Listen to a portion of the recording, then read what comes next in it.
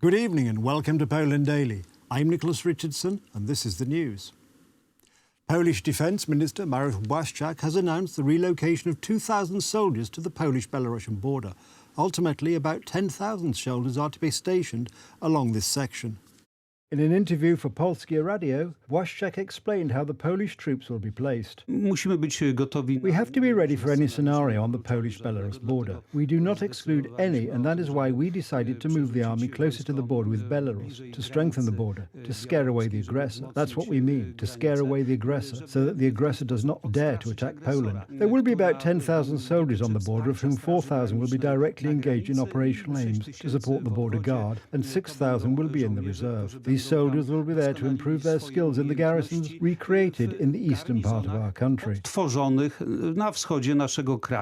has worried increasingly about the border area since hundreds of battle-hardened Wagner mercenaries arrived in Belarus last month at the invitation of President Alexander Lukashenko. Belarus continues its military exercises near the border this week, and President Alexander Lukashenko has said several times that he was restraining Wagner fighters who want to attack Poland. More than 22,000 soldiers and hundreds of tanks, fighter jets and other military vehicles will parade through Warsaw on Armed Forces Day, celebrated annually on the 15th of August to commemorate Poland's victory over the Soviet Union's Red Army in 1920. Hundreds of opponents of Belarusian President Alexander Lukashenko marched through the Polish capital Warsaw on Wednesday to mark the third anniversary of their unsuccessful attempt to unseat him in an election they say was rigged. Protests dragged on for months after Lukashenko claimed victory in the 9th August 2020 presidential election. His security forces violently cracked down on the protests, triggering a mass exodus of Belarusians, many of whom set up home in neighbouring Poland. I have a criminal case in Belarus because I'm against Lukashenko regime and as a result, I'm here. It is a very important day, 3 years since the start of our protests against Lukashenko, who stole our elections, our country. We want our country to be free, so that the people in our country are free to choose their president. I believe in Ukrainian victory. They must defeat Putin. When there will be no Putin, there will be no Lukashenko. The protests are kind of stopped, and people kind of lost the battle with government, so it's like I'm not very happy about it. Set up in August 2022 by Lukashenko's opponent in the election, Sviatlana Tsikhanouskaya, Belarus's self-declared government in exile has opened more than 20 alternative embassies and information centres abroad.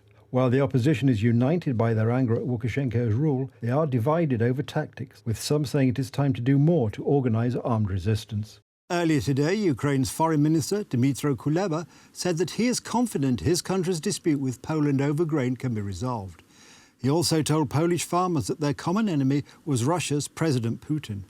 In May, the European Union allowed Bulgaria, Hungary, Poland, Romania and Slovakia to ban domestic sales of Ukrainian wheat, maize, rapeseed and sunflower seeds, while permitting transit of such cargoes for export elsewhere. The ban is set to end on the 15th of September. We are grateful for what Poland has done for Ukraine and Ukrainians since the beginning of the aggression. This gratefulness is unquestionable. We completely disagree with the policy line Poland has taken on the issue of grain. We believe that grain should be out of politics. It should remain purely humanitarian issue. And I'm confident we will find a way out with our Polish friends, and relationship will not mess up entirely because this relationship is much broader and deeper. But yes, as of now, we are in a very difficult moment with Poland on the issue of grain. And the D-Day is the key day will be 15th of September. When the European Commission is expected not to extend its restrictions, and then everything will depend on unilateral actions taken by Poland, and we hope that they will not take them. We are working with them. If you were to give a message to the Polish farmers, what would you tell them?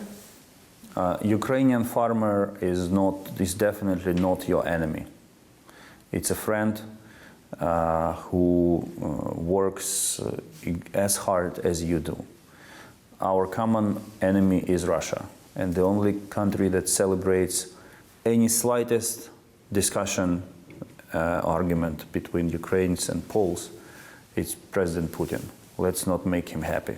The 5 Central European countries want a European Union ban on Ukrainian grain imports to be extended at least until the end of the year, with Poland threatening to keep borders closed if Brussels does not agree. The countries include some of Kiev's staunchest diplomatic supporters in its war against Moscow, but they say inflows of Ukrainian grain have hurt their farming sectors. The collapse of a deal allowing Black Sea exports from Ukraine this week could lead to increased grain flows and bottlenecks, the countries fear. Polish Prime Minister Mateusz Morawiecki said Poland will not lift the ban on the 15th of September, even if the Union does not agree to extend it.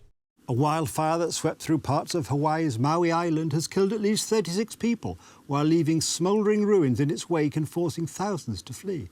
The fires, which started on Tuesday night, also scorched parts of the Big Island of Hawaii. Thousands of acres burned, the authorities said. Video footage showed neighborhoods and businesses razed to the ground and vehicles burned to a crisp across the western side of the U.S. island as the wildfires cut off several roads. The wildfires razed parts of the picturesque resort town of Lahaina on Hawaii's Maui Island. And we got to this side of the island about midnight last night, my wife and dog, and slept in the parking lot at Whole Foods. Woke up this morning and got on our phones to pictures of our house just down to the slab. Nothing but smoke, cinders. Came with the clothes we got on and a dog and 2 kids. Here we are. As the deadly wildfire was destroying everything in its path, Lahaina resident Mason Jarvie jumped on an electric bike, desperate to get home and rescue his dog from the flames. Resident of Lahaina for about 18 years, and we just had the worst disaster I've ever seen. All Lahaina is burnt to crisp, and it's like an apocalypse. At least 6 people have been killed in the wildfires that caused extensive damage on Hawaii's Maui Island, officials said on Wednesday. The western side of the island, including the tourist resort of Lahaina, was nearly cut off with only one highway still open, as officials told of widespread devastation that was still too early to quantify. West Maui was closed to everyone except emergency workers and those evacuating the area. Panicked people fleeing the flames posted videos and photos on social media showing apocalyptic clouds of smoke billowing up over beaches and palm trees. Some people jumped into the ocean to escape and had to be rescued by the U.S. Coast Guard.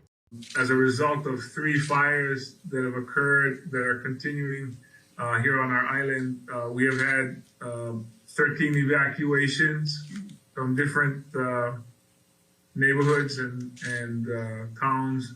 We've had 16 road closures. We've opened 5 shelters, and we've, as a result of that, our west side of our island, Lahaina area was cut off. Only one road was able to be traveled in and out. Power was out to 2,628 vehicles customers. There was no power at our hotels or even at the shelters that we opened out on that side. The cause of the wildfires is yet to be determined, but the National Weather Service said the fires were fueled by a mix of dry vegetation, strong winds, and low humidity. The blazes began on Tuesday night as powerful winds from Hurricane Dora, hundreds of miles to the southwest, fanned the flames. By Thursday, the strong winds had largely abated. That's the news. Thank you for watching. Stay with us for the weather, Poland Daily Business, and more programmes. But from me, it's have a good night and a better tomorrow.